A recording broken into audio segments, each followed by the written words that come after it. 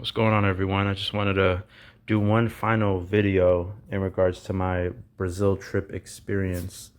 I uploaded two videos, one with just general clips with the guys having fun, and then in the description I mentioned how me and one of my other friends were drugged.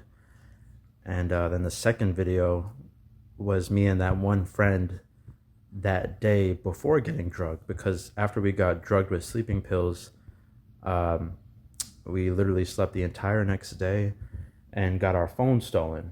And doing my research prior to Brazil, I saw several times online and through friends that you want to be very careful with your cell phone. You always want to have it on you. You don't want to leave it on the beach. You want to have a tight grip on your phone. And I was prepared for that. So that first day in the second video I uploaded, like I was ready for that because I love to vlog when I travel or just in general. So I was ready for someone to come snatch my shit. I was ready. I was like, try it. I'm ready. Let's go. But I was not ready to get freaking drugged and have someone steal my phone while being unconscious, knocked out. That was not cool because I was not in control. Obviously, you could take all my shit. Like, what am I going to do? I'm knocked out. So the story behind that is my friend and I went out there 3 days earlier. And honestly, I only went out that early because I wasn't trying to fly by myself. I do not really like traveling. I feel like it does give me anxiety, from the packing to the airport to getting there to being around a strange land, strangers, trying to figure it out. But I realized when you go to certain monuments or the point of the travel, like certain destinations, such as the Jesus statue, that was the one part of the trip where I felt like kind of relaxed, at peace, and realized, wow, this is why traveling is worth it. But the reason why I went early is because my friend wanted to go early, and he's the closest to me out of my friend group because I'm in Tampa, he's in Orlando, and he wanted to go earlier because he loves traveling, for example. So I'm like, shit, I'm just trying to be with you on the flight. So I went with him, and it was just him and I out there. And I do think it is pretty risky, obviously, if you travel by yourself with one person. It is best to go with a group of people. This way, in my scenario, if someone tries to drug you or if someone gets drunk or whatever, you have at least one person out of that friend group that could be around and on guard, or just to notice anything strange going on. Because with me and my one friend, we pretty much went to this city called Lapa, and we were just checking out the city strip. You know, we went club to club, and then around the fourth club, I think we met two girls. Well, not think, I know we met two girls. They were kind of standing in front of us. It was pretty obvious. I think they wanted us to talk to them. I don't know. They were just kind of standing there, and it got to the point where my friend made a move because he was closer. It's not because I'm more shy, although I am, but he was closer. So he like asked the girl a question. And keep in mind, in Brazil they speak Portuguese, and all my friends speak Spanish. So even they were disabled this trip. Whereas usually we go to Spanish countries, and I'm the only one that doesn't understand a goddamn word. So now none of us understood a word. We had to use a translating apps. So he spoke to them first, made a joke about the girl's hat because she had like this black and white cow print bucket hat. And I started talking to the friend, and then before you know it, we started drinking, dancing, talking. You know how it goes in bars and clubs. And I had a great time because growing up, when I was a teenager, we used to hit the teen clubs. We used to grind and dance. Clubs were different back then. Like, you could just dance and have fun. Whereas now I feel like, I mean, I don't really go out like that no more, but it just seems like now people don't dance like that anymore. If you try to dance with someone, it's like so strange and weird.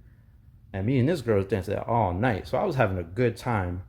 And I don't even drink like that. But my friend, uh, all of us, we got this one drink. I already forgot the name of it.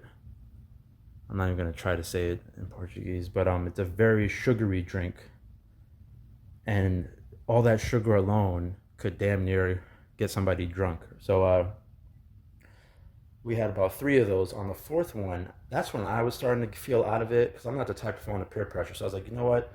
I'm pretty much good. So I started putting the drink down. But around that fourth drink is when the girls were like, come on, drink, drink. So I feel like that's the first warning sign when someone's trying to take advantage or drug you.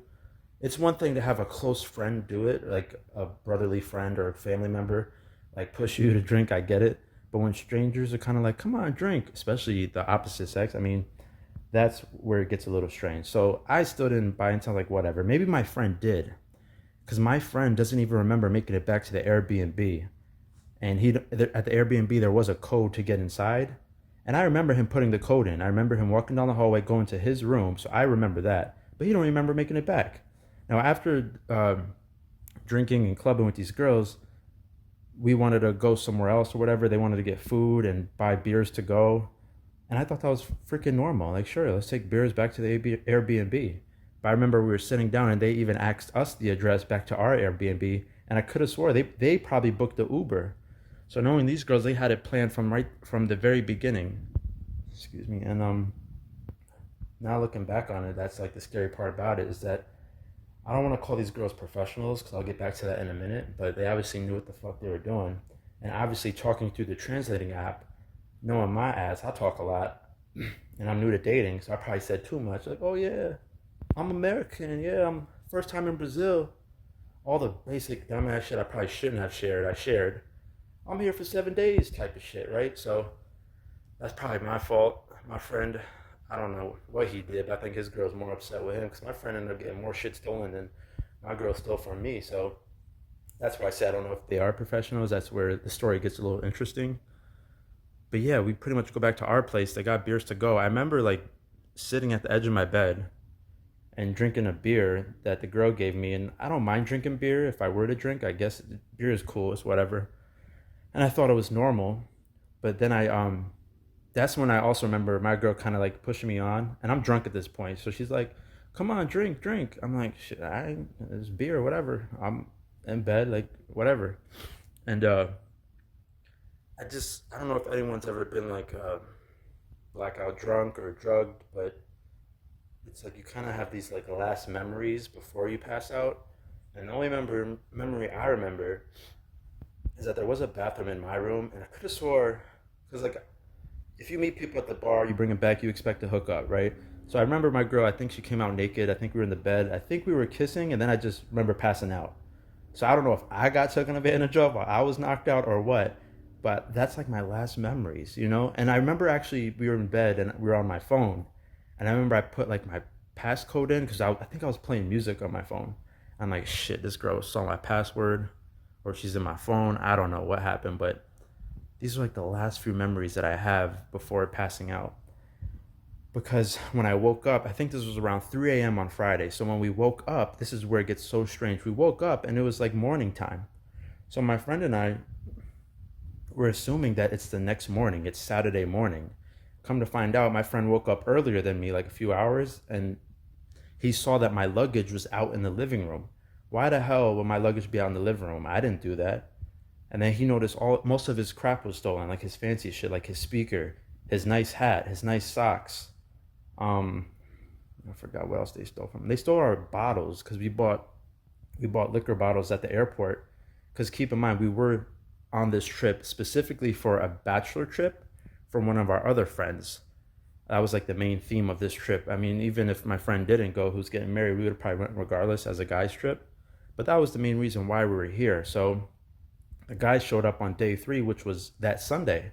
So we woke up Sunday morning. We completely slept all day Saturday and had no freaking clue. So my friend, when he noticed this, I think he went out right away to buy like a burner cheap phone, just something cheap, the cheapest thing, just to connect to Wi-Fi and connect to our loved ones. So the last person that like was my main point of contact was my sister back in the States, and I think my friend created a temporary Instagram account, and he messaged my sister, or he called my sister, and right away, my sister, or uh, I remember I spoke to my sister on the phone, and me and her kept like arguing for 5 minutes straight on what day it was. She's like, Chris, it's Sunday morning. It's Sunday. I'm like, what are you talking about? It's Saturday. I literally went to bed, woke up. It's Saturday morning. What are you talking about?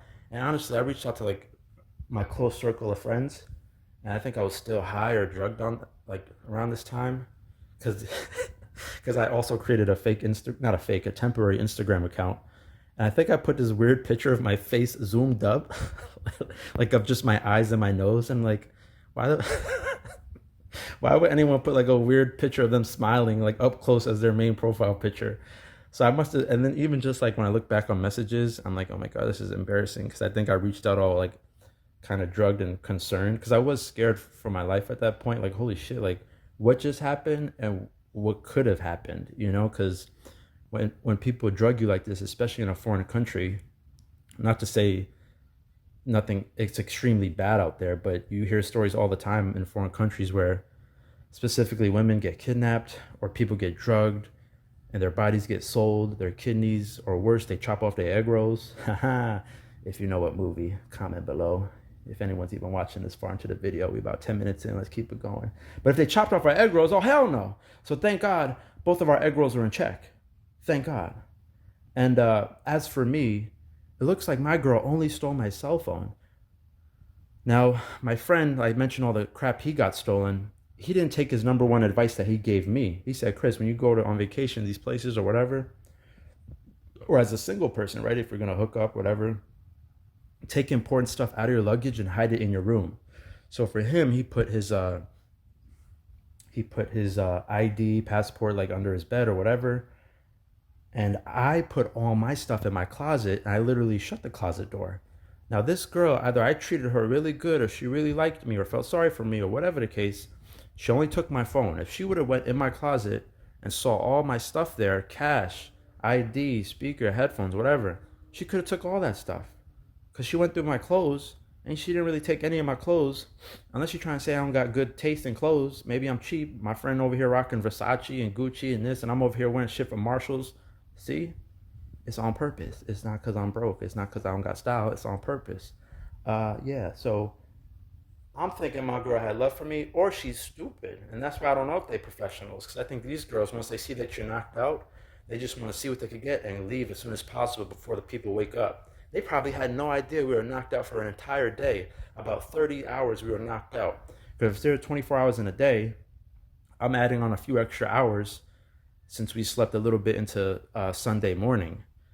What's scary about all this shit is that my friend, when he woke up, he saw pills in the bathroom, like extra sleeping pills. And I know they drugged me specifically because in my beer bottle that was empty because I drank it by my nightstand, there's freaking a pill at the bottom of the bottle. It's scary. It's very scary. But honestly, when you survive something like this, we were laughing about it the whole trip. We laugh to this day, even in these videos I'm making. It's funny to talk about, but it is scary. You have to be very careful. I think I was very lucky, very lucky and blessed, and that's why I want to like get into the lessons of what I learned from this experience, because this has never happened to me before or my friend. And I thought my friend had dating experience. You know, I thought I could trust this guy, but like that's what I'm questioning. Did they drug us at the club in that final drink? I don't think so. I think they got us drunk at the club and then back at the Airbnb is where they made their little sneaky ass move with the beer bottles and put the shit in the beer. So honestly, that shit is it's so horrible. That's why even my friends say, don't even worry about them. Because I was trying to find these girls. Like, you know what? Now let's go back. Let's go back and find these bitches. Let's go and call their ass out, either in a nice way or a mean way. I don't know. I was like, should I be petty? Should I be aggressive? What should I do when I find these women? So I don't know, but it wasn't just us that my friend and I, we got it the worst in this Rio, Brazil trip. Definitely. No one wants to get drugged and get their shit stolen. But on top of that, one of our other friends, once the guy showed up, they all got it in a different way. So I'm going to share all their stories. I'm going to put it out there because this was the craziest trip. It was almost on some hangover shit like the movie. So remember how I mentioned before how you got to be careful with your cell phone when you are conscious, like on the beach, taking photos, leaving it behind in your hand. So my friend got there. He was only there for like 2 or 3 hours once he landed from the plane, right? We were about to get in a cab. As soon as he was about to get in the cab or the Uber, a guy came by on his bicycle or motorcycle. I think it was a bicycle. And he snatched the phone out of my friend's hand. And I felt so bad because I mentioned in the group text, like, guys, be careful because I hear they snatching phones. But it's one of those moments where you're not really thinking, right? So not only did me and my friend who got drugged got our phone stolen, our other friend got our phone stolen. And it happened so freaking quick. Like as soon as he was going to get in the Uber or the taxi, the guy grabbed the phone out of his hands and just went off with his bicycle or his motorcycle. That shit is crazy. You got to be careful for moments like that. The guy wasn't even here for like a whole day. I felt really, really bad about that. And on top of that, you do have, I wouldn't say a lot of beggars, but you do come across the beggars once in a while. You do see people that are homeless that are just sleeping there. But one of our friends, it was kind of funny, but also annoying at the same time. This woman was begging for money. saying she has a baby, she needs baby food, and it sounded very urgent. You felt bad for her, right? Because, I mean, who doesn't want to help a woman or a person that has a baby and can't afford baby food? So we go to like their local CVS or whatever. He takes out the money to buy the baby food off the shelf, and this girl, as soon as she sees the money in his hand, she just grabs the money and walks out the store. And meanwhile, here's my friend with the baby food in his hand. Like, what the fuck? Like, that was very cruel. Like, how you to lie about baby food or whatever just to take the money and walk away? We just kind of looked at each other out of confusion and laughed about it because, like, you can't really make this shit up. And then another one of our friends, we were up in the clubs one night, and I think it was I don't want to say it was a gay club, but there were a lot of gay people up in there, which is cool because even on stage, they had these dancers that were killing it for like an hour straight, like this choreography. It was entertaining to watch. But on top of that, that you do see a lot of people making out, this and that. And they say in Brazil, if you lock eyes with someone, you can start making out with them. I mean, obviously, you probably got to talk a little bit, chit chat for like a minute, 60 seconds, and then you making out. And not just kissing, you're tonguing down. You're tonguing, like in the middle of the dance floor. It don't matter. You would think you were in France the way these people were French kissing. It was crazy. And I did not even make eye contact. I didn't want to risk it. Nope, I'm not looking at anyone in the eyes because that's just a little nasty to me, a little dirty. Like, because we did see one guy who was talking to a girl, started making out with her, and then like 10 minutes later, he was making out with another chick. It's crazy, you know? It's freaking crazy over there. But where am I going with this? So back to the gay club. And nothing against gay people, it's all good. But I guess one of my friends, it might have been the Bachelor, we were walking throughout the dance floor, and one gay guy grabbed his arm, like squeezed his arm, I guess sexually or whatever, to get his attention. You know what I'm talking about when someone grabs your arm or whatever. And I don't think he cared or noticed because he was just walking. But our other friend in the group got mad, like, "What the fuck? Why you grab his arm like that?" Like he was more mad than the guy who got his arm grabbed. So that was weird in itself too. Like, just they're very, I don't want to say aggressive over there, but I guess so. Definitely sexual and definitely aggressive. So if anything, you just try to, if you're not from there, you just try to be respectful and hope people, fall back, which they do once you show that you're serious, you know. So that was him. I'm trying to think of other guys that kind of. I know one of our friends threw up in the gym. You expect people to throw up in the club. Even I threw up the day after getting drunk. I remember we were in like the little Best Buy when I was getting my phone. I had to get up. I walked out the store. I literally threw up on the sidewalk at 8 a.m. The Brazilians looked at me like it was a normal Tuesday morning, and I just went back inside. It was crazy. But it was like one of the best throw ups ever. Usually throwing up sucks. But it was awesome. I felt really good after that. But my friend threw up in the gym, and I'm going to blame it on Brazil. I don't know if, obviously, my friend's probably out of shape. I saw him working hard on the treadmill. But then he started fucking choking on his own spit. I don't know what was happening. He started hyperventilating and choking. And I'm certified in CPR. So the first step in CPR is to ask, "Are you okay?" Since he's my friend, I'm looking at him like, "What are you doing? Why are you making a scene? Are you like?" I don't even think I asked him if he was okay. So that's my bad because he was choking, and I guess he was choking on his spit. But thank God, he was okay. He went to get water. So I'm blaming that on Brazil. That's definitely on Brazil. One of my other friends in the group lost his voice. I'm blaming that on Brazil. I don't care if we were good boys and we were partying left and right every night till 5 a.m. That's Brazil's fault he lost his voice. I don't even know if he got his voice back to this day. Out of all of us, only one got away free. I think only one of us was lucky where nothing crazy happened to him. Nothing crazy happened to him. And as for me, what the hell am I watching? Okay. Yeah, that's a lot right there. See, that's the vengeance I'm trying to get on these bitches that drug me, you know? Because you can't, you just, like, me and my boy, we were good to these girls. We didn't deserve to get drugged like that. I could see if, and that's what brings me back to my one friend, because I only got my phone stolen. My other friend, I don't know if he was more rude or aggressive or needy, because they took a lot of his shit. So I don't know if I was more kind with my girl or nice or. So to this day, we go back and forth on like what really happened. He says he woke up with a carrot in his room. I don't know what that's about. But the lessons for me, because I did a lot of self-reflecting, because I never really had a near-death experience like this. And I know I'm probably exaggerating, but it's crazy because, like I said, what if they over drugged us with the pills. Like so many things could have happened. And why would they leave the pills in the bathroom? Like why? So either they were sloppy or they considered our fates. I don't know what the fuck happened. It's just I just fell asleep and I woke up a whole day later. And I would like to be dramatic and be like, oh yeah, I saw the light. I saw Jesus. I did see Jesus, the statue of Jesus, but I did not see him when I was sleeping. I just know, and my friend confirmed, it was the best sleep we ever had. Now, for me, maybe I did sleep longer because I didn't sleep on the flight there, and we flew throughout the night. So I literally had no freaking sleep the whole entire day. So I probably needed that sleep, to be honest with you. But then we were wondering, well, if we were asleep the whole day, how did our bodies hold in all our fluids and shit? Like, how do we not have to get up and go piss and shit or whatever? I'm wondering, like, did I get up and maybe I peed and went back to bed? Or did my body just hold it in the whole time? Like, that's where everything is such a blur. Everything is a blur. But the lessons I try to take from it, and this is like, this is what I'm trying to see. I always try to see there has to be a lesson in everything, right? Like, why would something like this so randomly happen? Get out of here. What do you want, dog?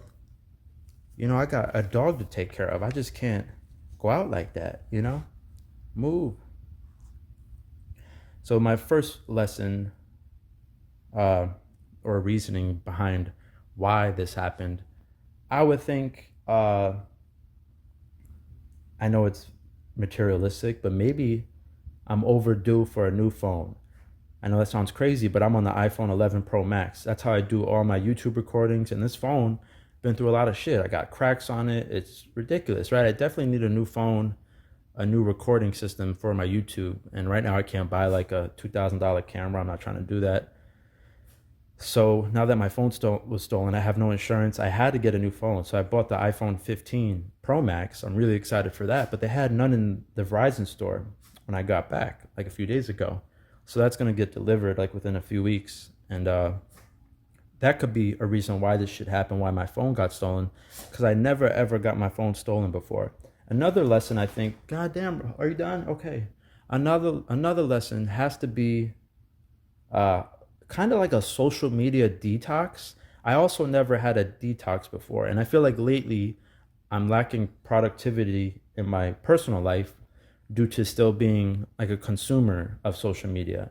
And I do want to be more of a creator, hence the YouTube channel and the videos that I upload. But I'm also a fan of YouTube and a fan of family and friends. Like I like social media to see what people are up to provide value in regards to my videos, but also to get inspired from other videos, or whether if you're learning something or just entertainment. But then you got to realize, hold up, you're spending too much time on the phone. You're spending too much time on social media, which is a waste of time. Hey, stop.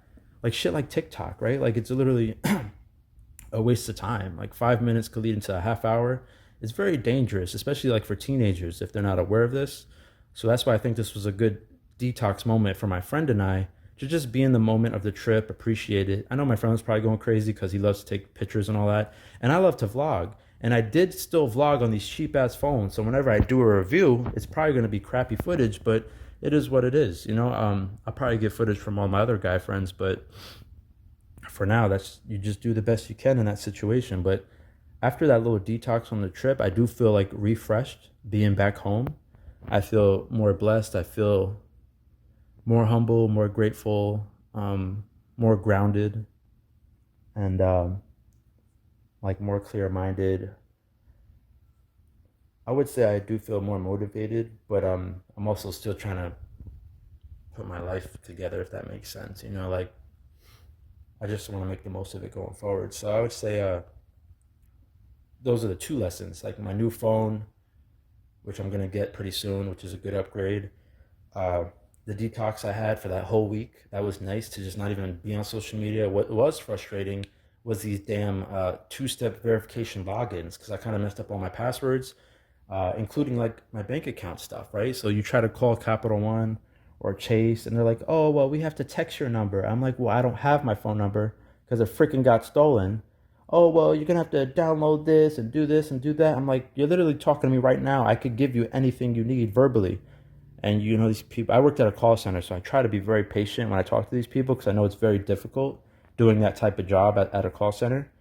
So it was just very stressful. You know, if anything, I called Chase and they would give me my account balance over the phone, like through the robot. And from my mother, I communicated with her through Facebook Messenger. I created like a temporary Facebook. Instagram, I already told you that. I created like that temporary Instagram account. So besides the new phone, the detox, the third lesson is kind of a little dark, and I guess I should share it because maybe people can relate in regards to like the law of attraction and how thoughts are real. So I could be like on more on the negative side in regards to thoughts, especially when traveling. My friend, when he travels, he looks forward to it because traveling is one of his hobbies. So he's excited to travel, to go to these destinations. For me, I appreciate traveling. I definitely don't mind. I don't mind it, but like I said before, it does give me anxiety. And like with the recent videos I've been posting about the divorce and all that stuff, I feel like I am healed, but I still struggle like with the ups and downs, like of depression and all that stuff. So going on this trip, I was making jokes saying, "Oh, this might be my last trip. I might not come back. Who cares? This, that, you know." Um, so I was kind of like going into this pretty negative, and I think lately I've been thinking negative, and I'm wondering like, did this whole drug experience happen because of me? And I even brought up to my friend like 2 days later, and not that I was like breaking down, crying, but I was just breaking down like, dang, I think I'm the reason this happened, like my negative thoughts, because I think thoughts like that are real, and I think God is real, even the devil, right? If you wish for something, whether positive or negative, it could get delivered one way or another, either in full circle or just to tease you. And maybe this was like a tease to be careful what you wish for, you know, and to appreciate life and be grateful and know that, you know, you have it way better than others. And just to be grateful that you're still here, because like people people unfortunately go or pass away all like every day by unfortunate circumstances, almost like what I went through. So to like still be here, it makes me wonder like, all right, either we got angels looking over us, it's just a coincidence, or you know, there's more to be done here on earth. It's just like all these like crazy thoughts I got in my head. That's why this video is just about thoughts. So I would say going forward, just do your best to stop the negative thinking, such as me. Next time I go on vacation, I am never thinking like this again. Nope.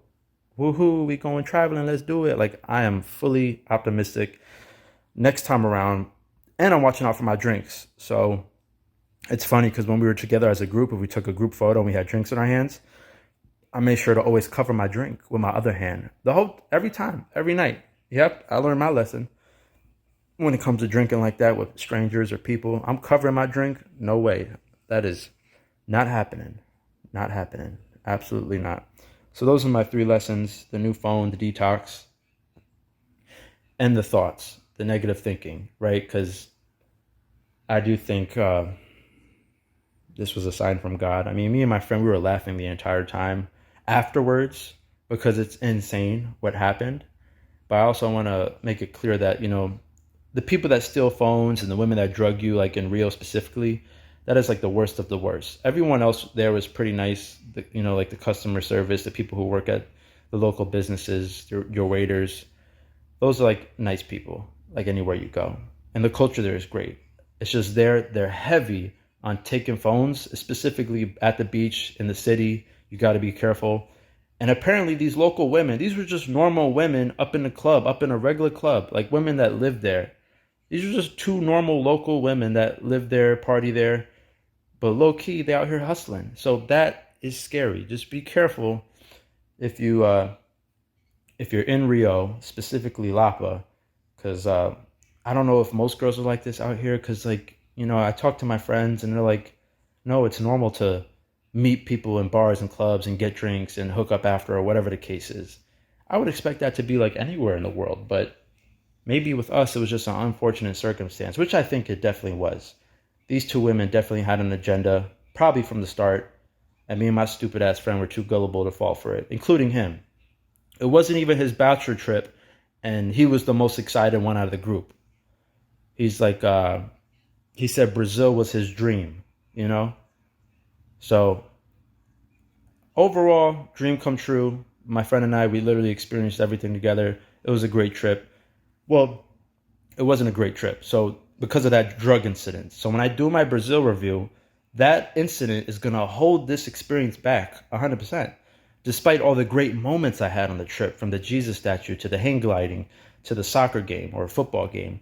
So with all that being said, I'm going to still do my review. I still got to put all these clips together, but I just wanted to put out this long video discussing the whole situation. This is kind of like the trilogy Brazil video experience I'm giving you guys. No more Brazil talk. I will be uploading again in November because I need my new phone to come in the mail. And I'm really excited for that. I'm ready to put up a lot of quality slash quantity. I got to really pick up the quantity of my video uploads. So I'm excited that to finish the year strong. If you've been watching this far, thank you so much for watching. I really do appreciate it, guys. If you're traveling or if you're partying locally, just be safe and always contact your loved ones.